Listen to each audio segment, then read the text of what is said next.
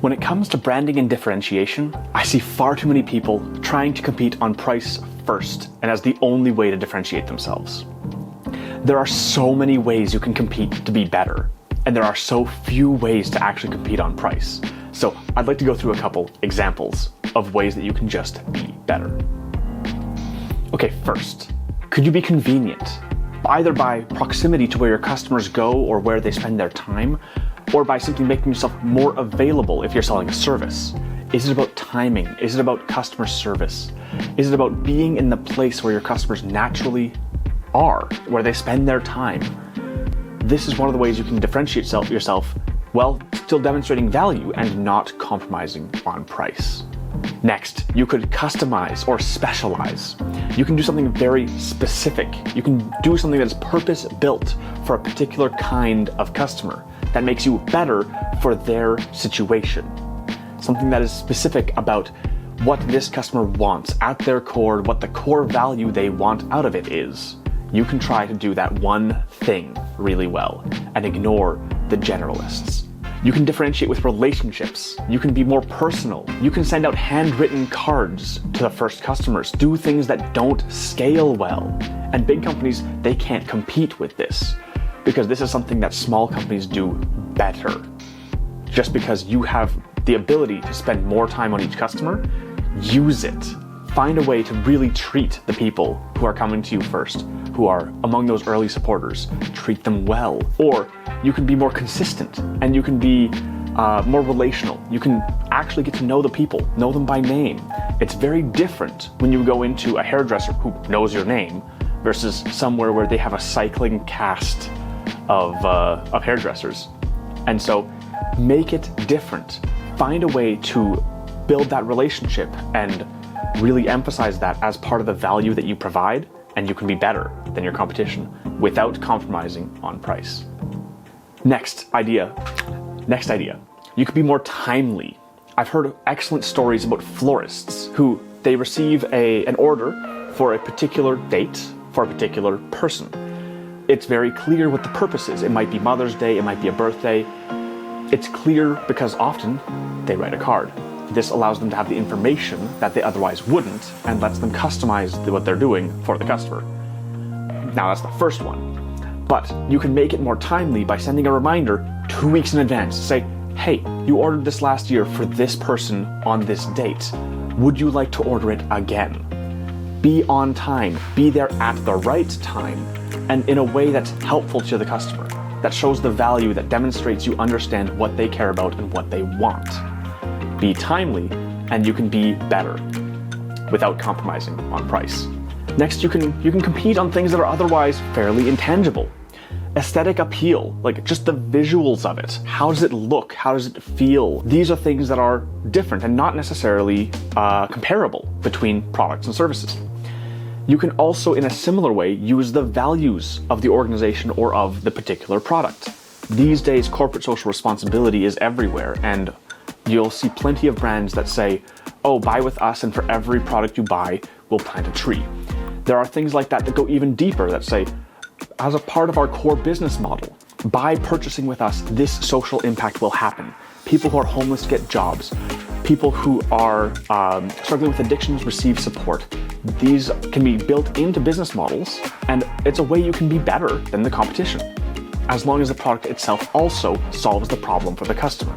You can be more meaningful, attach that value to these things. We see this a lot in fundraising, where the meaning of the donation is something that needs to be expressed over and over and over.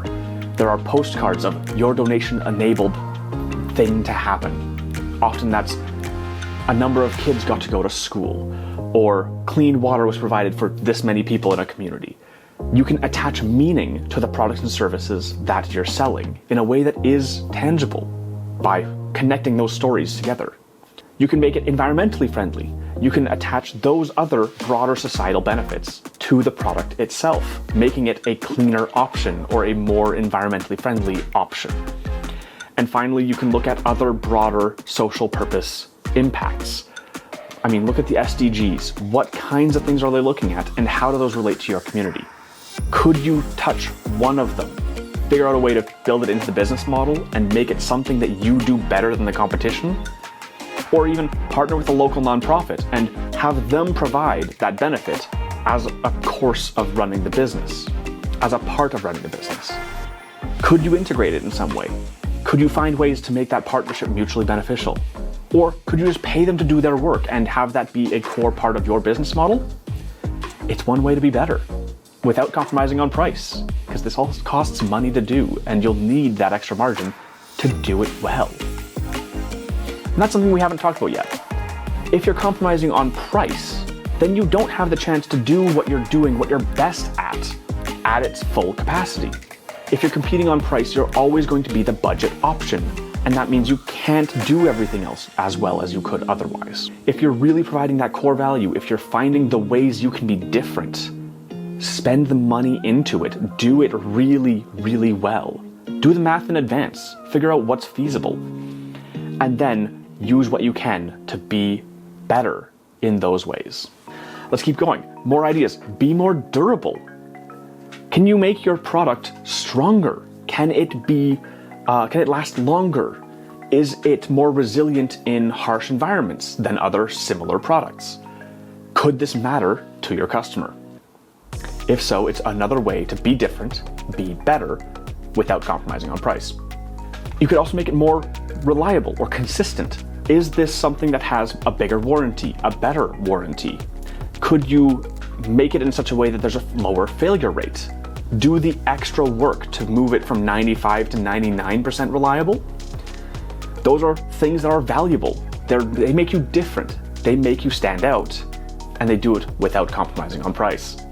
Next, we could look at, especially in the world of tech, integrations. How well does your product or service integrate with the other things that people are doing or the other tools that they're using? Especially if you're working business to business or even business to customer, because people buy things that attach to the other systems that work in the household. Can you make it so that your product integrates with what people are already using in a way that feels seamless, in a way that naturally works without a lot of onboarding? Or is your onboarding so good that it's easy to integrate? That would make you different. There's a lot of really bad onboardings out there, and you can do it without compromising on price. You can also look at inclusions, exclusions, and certifications. There are things like fair trade designations that say, I will take on this extra thing, and I will hold myself to a specific standard. There are external evaluators that will say, yes, they are, or no, they aren't. You could do that through the inclusion of doing things that are extra, or exclusions, like, let's say, a gluten-free bakery. By taking something out that is typical, you make yourself different. You appeal to a specific group of people, and you can stand out, you can differentiate, you can be better for that group of people without compromising on price. We can also look at methodologies. How does the work happen? This is more important for services than it is for products, but can you explain how the work actually gets done? Is it different than others? Can you include a piece about how it feels as a customer to engage with this service? Can you explain it in a way that's clearer than the competition so that they can picture themselves in this process? They can see how it will work for them. If so, you can stand out, you can be different, you can be better for those people who want to know what the methodology looks like. And you can do it without compromising on price. So we've gone through a lot of different examples about how you can be better, differentiate. You can do this in branding and marketing. And for the most part, it's just structuring how you provide your products and services. It's product design, it's service design, it's delivery. How does it change the way the thing happens or the way you describe it? Using these, you can really create a brand for yourself that says, we are not like the others. We are like this specifically. And through doing that, you can really narrow down on a specific target market. You can find ways that you are better for that target market and make it so that you become the natural first choice.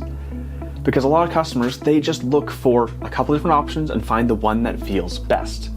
And for a lot of groups, if there's only one that truly caters to their specific situation, they'll tell the others. They will show people who are like them and they'll share about what it is that you're doing because you are the best natural choice for that group of people. So as we think about how can you serve those people better, it comes down to both what the work is, both products and services, as well as how do you communicate about it? How do you describe it? How is it packaged? What comes with what? And you can use all of these different little tools to explain how you're better for them than other competitors that might be more general. I kept hammering home about not compromising on price because it's such a problem among a lot of the social enterprises that I support.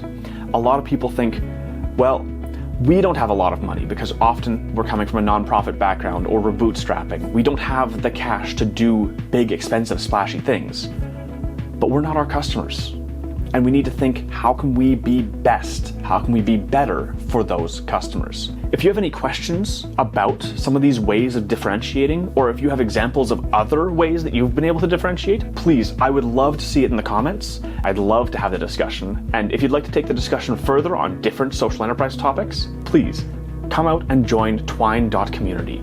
It's a group of people that care about doing business better in ways that affect our communities. If you'd like to join us, please, Twine.community. There's a link down in the description, and we'd love to have you there. And if you have any questions about building up your social enterprise, you can ask me on Twine, or you can email me, matthew@strategymadesimple.ca. I love to get emails from people who are working through complicated problems or who want just to hash out how the thing can work. We help with both marketing and business development for social enterprises. We do workshops, we do coaching, we do consulting work if you've got a specific project need. So if that's of any interest to you, please email me, matthew@strategymadesimple.ca. And as you go to work on your messaging, to think about what does this mean for your business and for your products and services, be better and keep it simple.